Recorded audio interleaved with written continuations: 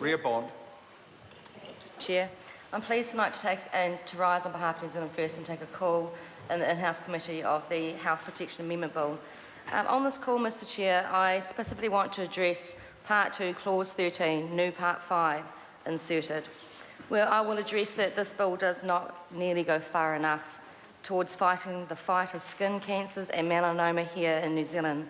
There has been a lot of calls taken in this House in the first and second readings that outline good solid reasons why this government should outright ban sunbed use here in New Zealand. Our minority report, as mentioned by the Honourable Annette King, showed strong dissatisfaction that we didn't go far enough to ban sunbed here in New Zealand. Under the orders of the Minister Common, the Minister of Health sought public views on artificial tanning safety measures with their consultation document titled Reducing Harm from Commercial Sunbeds Consultation Document. Now, I found that rather interesting, that document that called for public submissions, and I couldn't quite determine whether or not the commercial element was actually readily given the same amount of consultation to submit from their business perspective, the issues that they could see regulation of sunbeds, or actually becoming stronger in ruling on the sunbed industry. So, Mr Chair, tonight throughout this call in the House, I'm leaning heavily on my experience as a business operator in the hair and beauty industry, where the very equipment that we are addressing in Part 2 is actually what I used in my business. So in my business, we sold sun tanning concession tickets to people, but we had the good practice of ensuring that every client that came through the door that wanted to have a sun tanning experience actually met my requirement. They must have had the correct skin tones. They were scored through a consultation process. And I can tell you, Mr Chair, at times that was a really unpleasant situation that not only myself, but my staff were put through from mothers that wanted their 12-year-olds, their 14-year-olds and their 16-year-olds to get browner. And I used to sit there and think, this is crazy. As a parent, I would never allow my child to be on a sun tanning bed under the age of 18. So New Zealand First completely supports the call to ban any users from sun tanning services under the age of 18. It's quite prevalent too, Mr Chair, that what we've seen since 2009, where the World Health Organization released that sunbeds were in fact carcinogenic, that I can say it caused a pulse, a shudder throughout the New Zealand sun tanning industry. All of a sudden, I saw in my industry disclaimers being written up from salon owners and tanning owners to ensure that none of the blame came back on them should those tanners that were not correctly assessed, should they develop skin cancers or melanoma in the future. And for me to be a big part of the industry, I found that rather disheartening. And I could understand on one hand why they quickly scrambled to try and protect themselves, and that was because of the level of investment in the sun tanning beds. Now, some salons only invested about $10,000 in second-hand beds that were here in New Zealand, and other salons throughout New Zealand had a big investment from $80,000 to $140,000. So what that did for the industry, Mr Chair, and I'm sure that the government advisors themselves know this, it forced a quick concession of sales, and that was deemed and called 1 month unlimited sun tanning sessions for a cheaper price than any other fixed sessions, and it started mostly, depending on what area you lived in the country, for $30. So you could sun tan any times, any days, whether you wanted to go once or twice, for that whole month with unlimited sessions.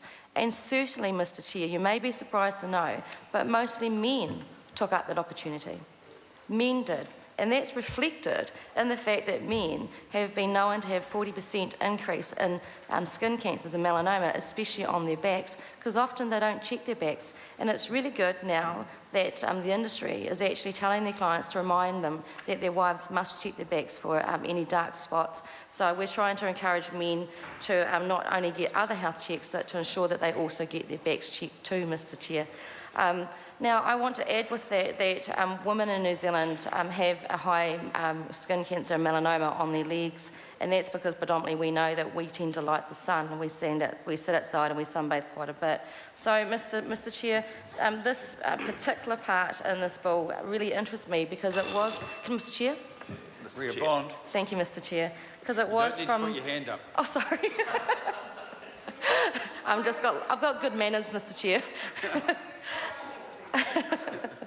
So that's why for me to come down in the House tonight and talk about this particular part of the bill was essential. That from my 26 years in the industry, that I had to say, Mr. Chair, that I stopped selling sunbed services in my business because I, for one, couldn't actually sit there with the thought that someone may in the future develop skin cancers and melanoma from a service that I offered to members of my community. So I'm quite proud of that fact that I recognise that that was not a good long-term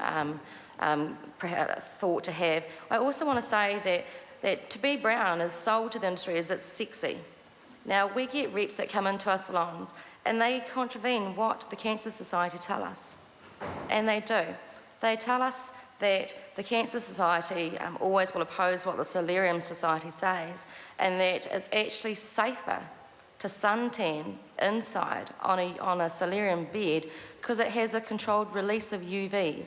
Now, they say that that's safer than suntanning outside, and that's how they get their beds inside of those industries, inside of those tanning clinics and inside of those actual salons, and they make it easy for you to pay it off. And that's a concern, Mr. Chair, because now, many years later, I know that that's not true. And I started to investigate the true facts myself, which led me to believe that I shouldn't sell those services in my salon. So, Mr. Chair, I do want to say also that the whole sexy factor of being darker, tanner, we see that in our reality shows on TV now, on the show Geordie Shore. And even now, they actually get to promote their own tanning products. And that's affecting our young ones. It's also affecting women and men because they want to look better and, to, I guess, have a little bit of brown or a nice brown. It does sell sexy, and that's the wrong message to say. It's a wrong message for our consumers, and it's a wrong message for our community. So I also want to say the Dermatological Society states that they are really disappointed that the Health Committee decided not to outright ban the sunbeds in New Zealand. And I have to say that I certainly, as a former user, support that as well. Mr. Chair, I want to address the second reason why I had to come down into this House today. And I want to address the fact that this bill in no way whatsoever covers UV nail technicians or the nail industry. That's what's made me come down to this House.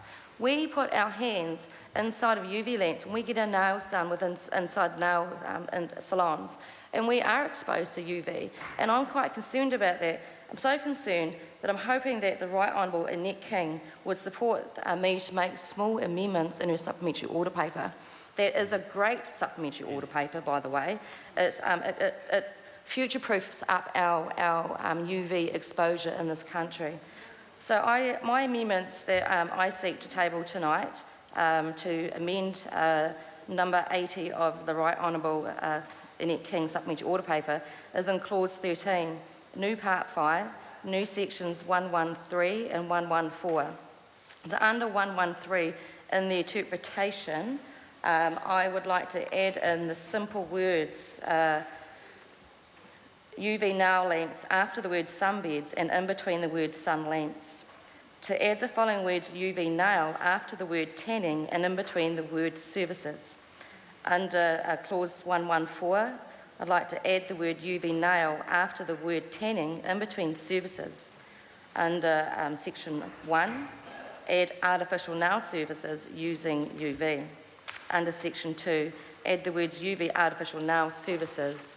My explanatory note for that, Mr. Chair, is simply that throughout this bill, the nail industry has completely been forgotten about, but consumers are still exposed to UV lamps on our hands and our feet, and that's just as important as our body. And I would like to commend the Right Honourable Annette King in her supplementary order paper that in no way at all should be considered a nanny state. It should be considered responsibility. it should be considered responsibility to minimise the harm that UV exposure is causing here in New Zealand. It should be considered that we want to decrease the size of skin cancers that we have and also melanoma. So I would like to get support from the Labour Party and the Green Party and members across the House and the Minister to support the amendment of the supplementary order paper of Annette King.